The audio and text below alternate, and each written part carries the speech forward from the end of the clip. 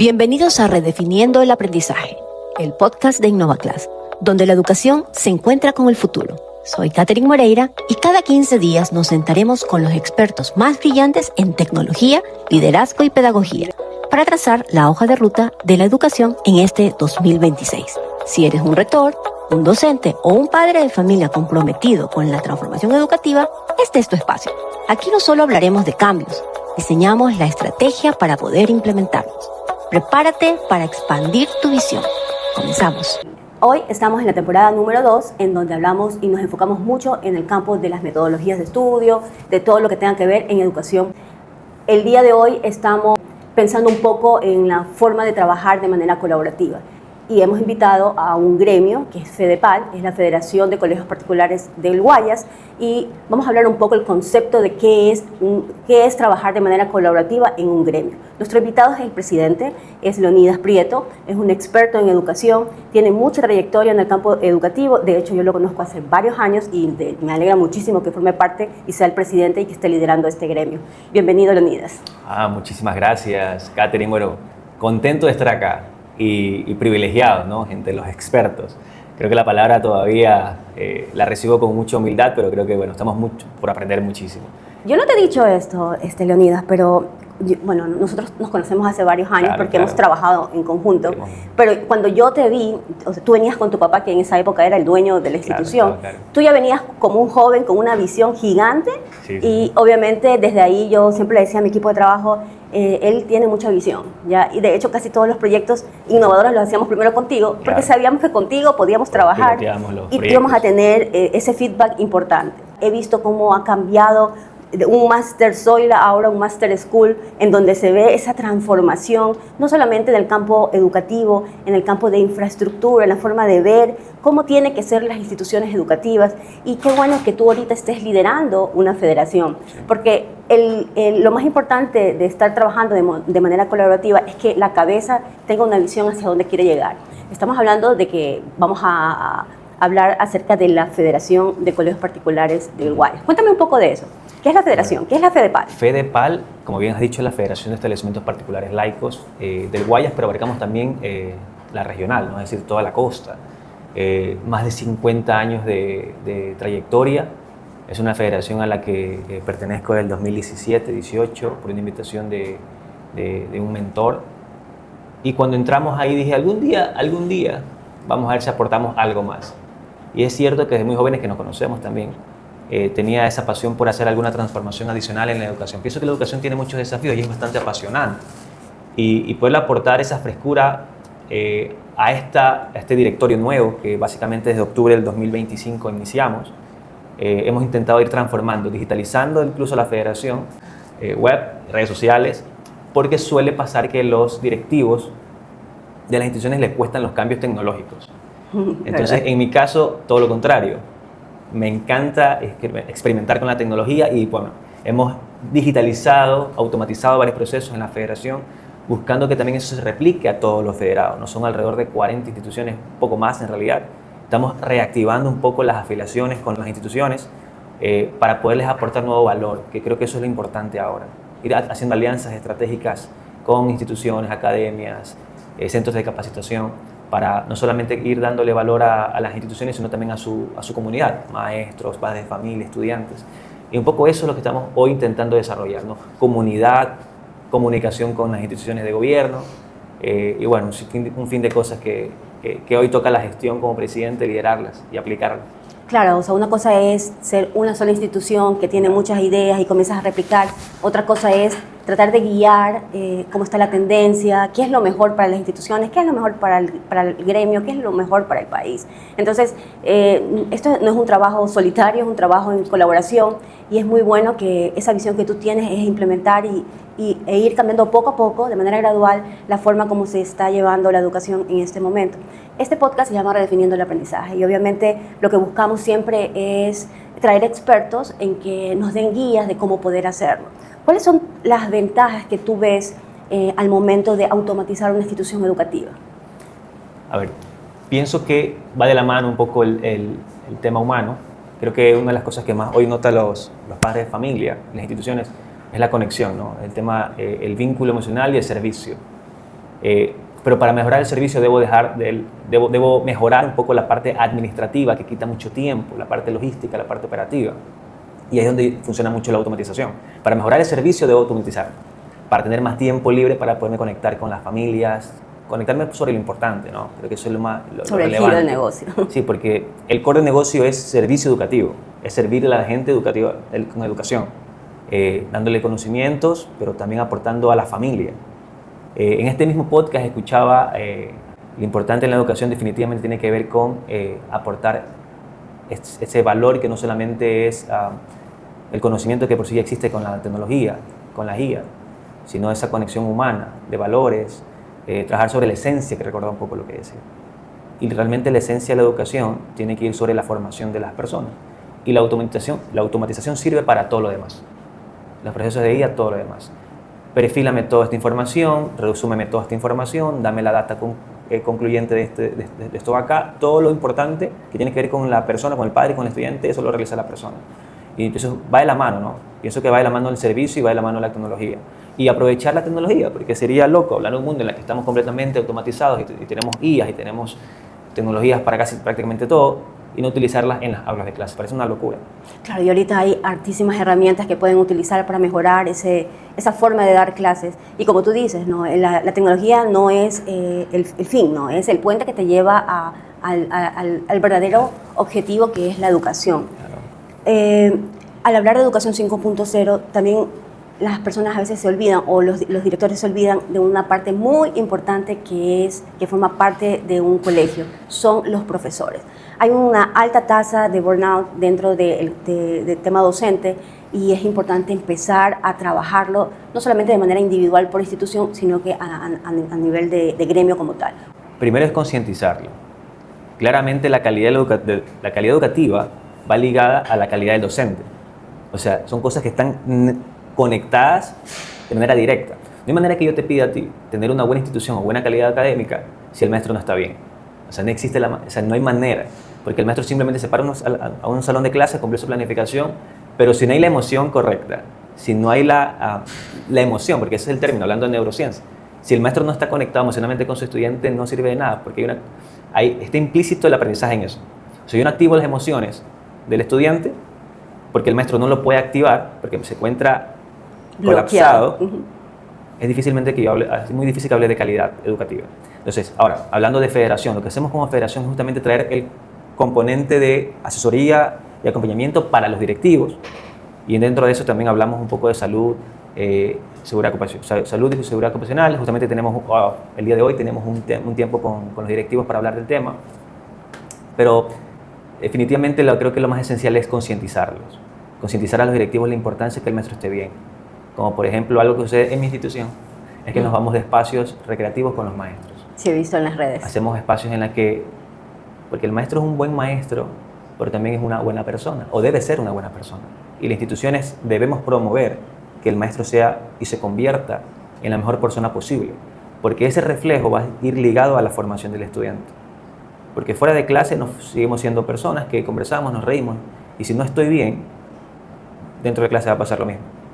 Por eso es necesario que como federaciones y como instituciones, cada una en particular, primero creo que la propuesta es ser intencionales y hacernos conscientes de la importancia que es cuidar a ese elemento. Bien, cuidamos al estudiante como prioridad máxima, pero también al maestro, quien es que él cumple la tarea del formador. Entonces, ahí, más allá de las propuestas que estamos implementando, es seguir haciendo conciencia a todos mis colegas de hablar de este tema siempre. Importante recalcar algo, ¿no? Los maestros no son solo maestros, sino son personas, y como personas tienen sentimientos, tienen problemas, y como una empresa se ocupa mucho en el bienestar de sus colaboradores, en una institución educativa también hay que poner dentro de una estrategia este tema. Me alegro muchísimo que Fedepal esté teniendo en cuenta este tema, porque para mí es un eje muy principal que hay que atacar o trabajarlo en conjunto para llegar a esta educación que esperamos más adelante.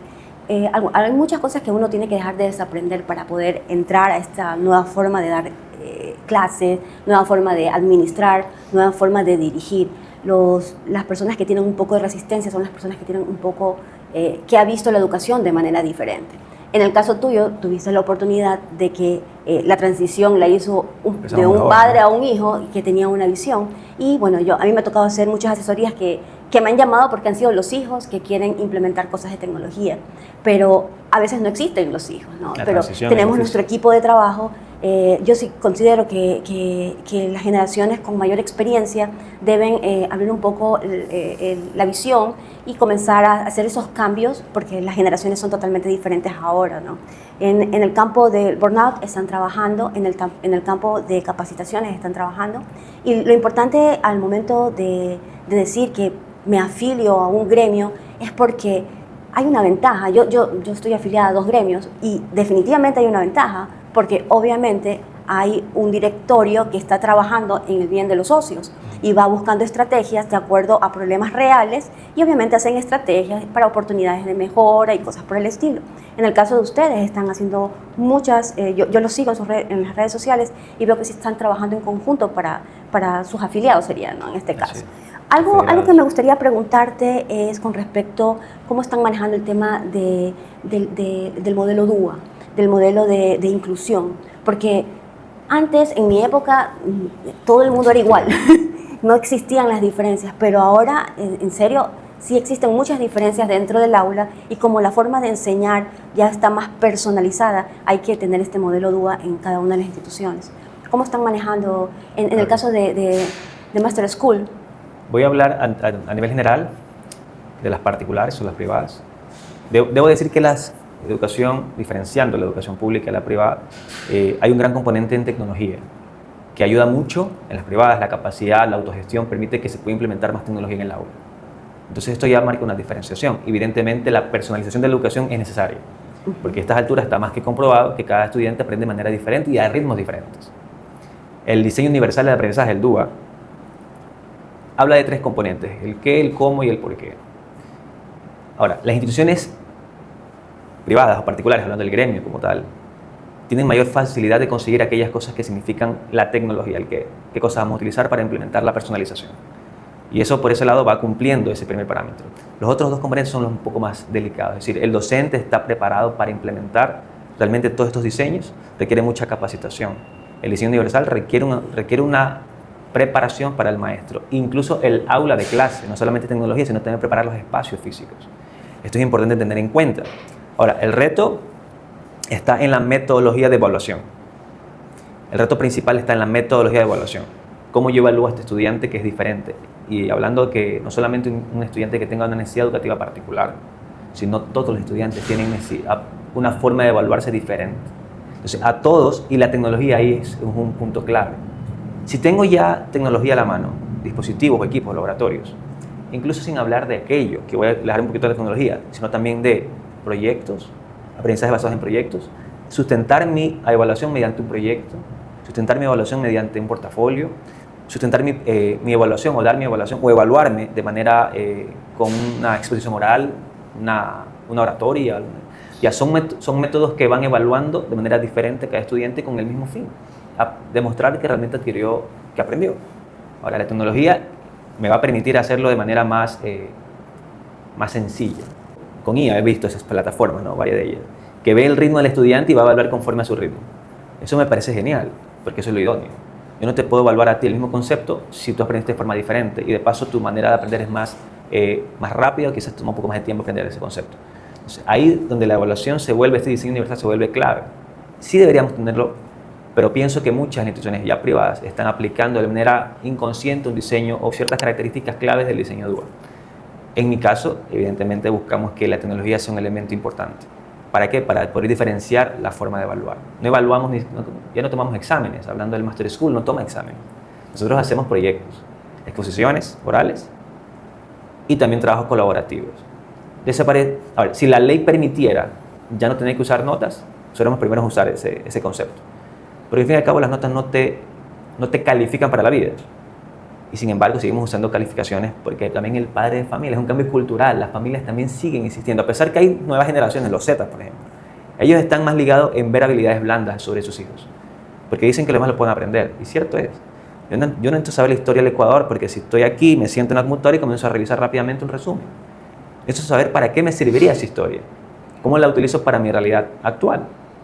Ok, entonces la historia del Ecuador vivió en estos escenarios y la realidad actual es esta. Entonces son patrones que se están viendo. Entonces, para eso me serviría. Pero la herramienta ya la tengo. Busco la información ya, conocimientos que están establecidos ya.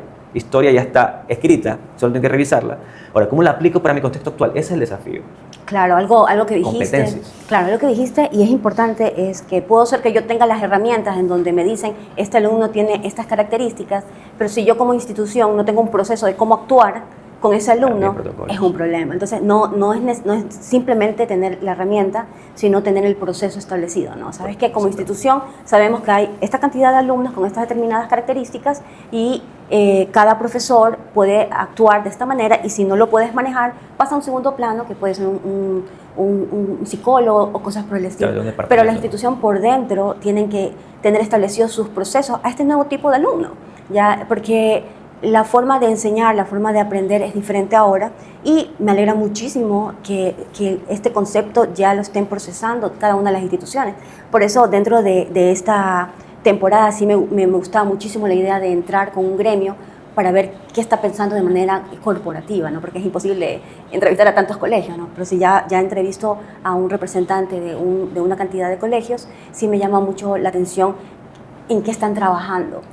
En el caso de ustedes, tú que estás muy de cerca con rectores, ¿cómo tú percibes de que se está transformando la educación? ¿Tú crees que se están dando los pasos correctos o estamos a pasos muy lentos a estos cambios que deberíamos hacer? Tengo dos visiones respecto al tema. La primera, valorar la resiliencia de las instituciones particulares. Tú has estado en el entorno muchísimos años y conoces las realidades, los desafíos que enfrentamos a diario, y a veces como que sentimos que tenemos en contra muchos entes. No voy a hablar puntualmente de alguno, pero tenemos que enfrentar desafíos diarios. Y admiro y valoro esa resiliencia en la federación. Cómo nos secamos las lágrimas muchas veces y continuemos porque el propósito que tenemos es mayor, es educar.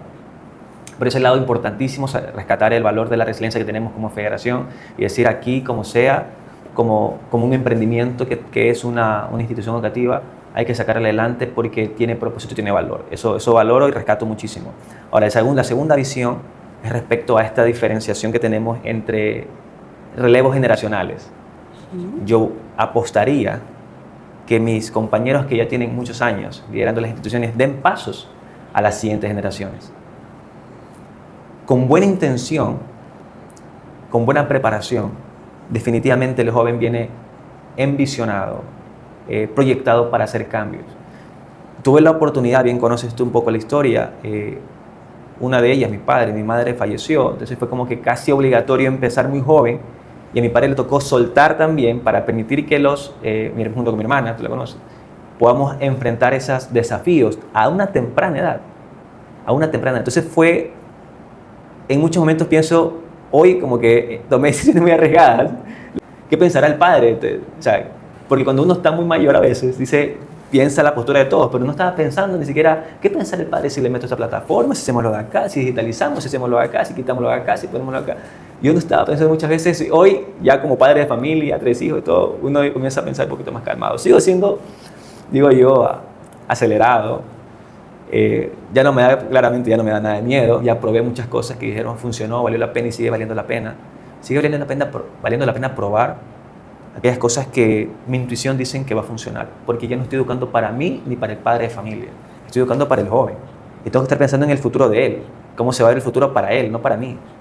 Ese es el desafío. Entonces, esa segunda visión que hablo es necesario tener ese relevo. Así que sé que este podcast va dirigido a instituciones educativas, a rectores, va dirigido a la comunidad educativa. Definitivamente estén pensando en estos relevos generacionales. El director o el rector no debe ser la estrella.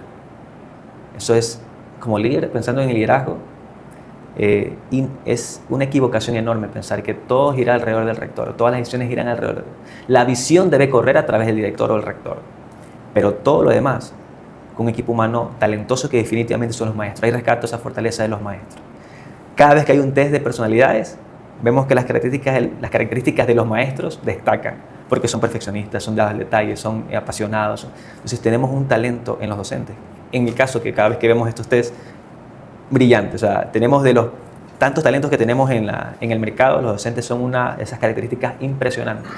Son psicólogos, son maestros, son deportistas, hacen eso gimnasia, se inventan pasos de baile, o sea, son tan tecnológicos muchos. De hecho, yo los conozco, yo trabajé con ellos muy de cerca y obviamente se ve la calidad humana de cada uno de ellos y su talento profesional, que van de acuerdo a un liderazgo o que están de acuerdo a una visión, ¿no? Porque si no les gustara estar ahí, no se transforman como se están transformando. Tiene mucho que ver con la calidad humana, tiene mucho que ver con conectarse con la visión de un gerente, de un dueño, de un rector. Ya, si no están conectados, porque es una generación que necesita tener propósito. Si no están conectados, olvídate, no están ahí. Pero yo sí los he visto y definitivamente he tenido la suerte de trabajar con muchos profesores y yo siempre lo digo, ellos tienen una esencia espectacular. Entonces no hay que dejarlos apagar con ese burnout, no hay que empezar a pensar de que todo gira en base a una sola persona. Es un trabajo en conjunto que se hace, porque a la larga el objetivo final es la educación de estos jóvenes como tal. Aquí, si me permites también claro. un poco la crítica, porque soy crítico, créeme que yo soy crítico con la misma educación particular, la privada y la educación general. Pero definitivamente el desafío que tenemos como educadores y directivos, dice, ¿por qué llevar a quemarlo al maestro? Pero incluso en esa posición, no se trata ni siquiera del exceso de trabajo, sino realmente mantenerlo apasionado. Porque a veces los maestros, cuando tienes una visión correcta, le das la asignación correcta, no se sienten que se están quemando porque sienten que encuentran propósito. Entonces ya no se vuelve un trabajo, se vuelve una manera de vivir. Entonces esos maestros apasionados hay que mantenerlos encendidos. Y eso es una tarea importante. Y aquí esta crítica es para la federación. Yo creo que, no sé si por eso me eligieron, porque eso fue una coincidencia. La verdad que la de federación, estar de presidente, fue unas cosas que suceden de que tú dices, ya está, bueno, vamos. Estoy desafiado justamente, y por eso compartimos mucho contigo, por eso estoy aquí contigo, porque compartimos una pasión por ese tema, ¿no? por realmente hacer algo significativo con la educación. Y eso mantiene encendida la llama, la vocación. Es decir, algo tiene que suceder, al menos el tiempo que esté, algo tiene que pasar. Y con unas buenas mediciones, También. porque a la larga tienes la oportunidad de medir todo lo que tú quieras para poder demostrar que cualquier cosa que tengas en la cabeza, ya no eres el niño chiquito que dice, ay, qué bonito, vamos con todo. No, ya tienes la experiencia, ya tienes la educación, la preparación para poder ya empezar a medir y comenzar a decir, esto funciona con estos resultados. Porque cuando yo fui presidente de la FEDEPAL, logré hacer esto.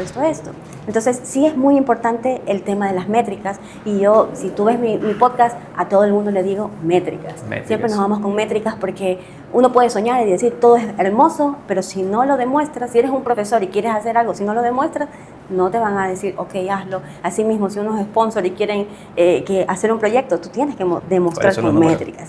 Entonces, quiero agradecerte muchísimo que hayas acompañado en este episodio. Es importante ver el tema de los gremios, cómo se está trabajando en el campo de la educación, porque a veces nos da como un poco de recelo a estar en un gremio, pero no saben lo importante que es, porque es como ir en conjunto hacia un mismo objetivo. Mi recomendación siempre ha sido, forma parte de un gremio, escoge el gremio que tú desees, mira cuáles son los objetivos, mira cuáles son sus metas, hacia dónde quieren llegar, y únete a ellos y comienza a cambiar en conjunto. ¿Me puedo mandar mi cuña? Claro. Entonces, bueno, definitivamente en este directorio, que es muy joven, debo decir, representado por mí, soy el más joven de la federación, del directorio, debo decir que estamos muy comprometidos con lo que estamos haciendo y FEDEPAL hoy, más que nunca, está revitalizando todos sus conceptos y sus principios. Revitalizando, no cambiándolos, revitalizándolos, potenciando. Y como bien dijiste, algo que entendí siempre, no es lo mismo pelear solo que pelear acompañado. Y FEDEPAL es una federación que te ayuda a pelear acompañado frente a cualquier institución en el tema educativo que se te presente. Estamos para apoyarte, estamos para sumarte, para capacitarte, asesorarte. Y ese networking, como tú también participas de federaciones, sabes lo importante que es la relación que tenemos, ¿no? El aprendizaje del otro me sirve a mí y compartimos gratas y muy buenas experiencias. Y definitivamente eso nos acelera, nos ayuda a crecer rápido. Bueno, muchas gracias por asistir a este episodio. Nos ha gustado muchísimo tu participación. Espero que no sea la última vez. Muchas gracias. Se convierte en implementación gracias a quienes creen en el poder de la tecnología educativa. Juntos estamos construyendo la hoja de ruta para la educación del mañana. Si te gustó este contenido, compártelo y ayúdanos a seguir redefiniendo el aprendizaje. Hasta la próxima.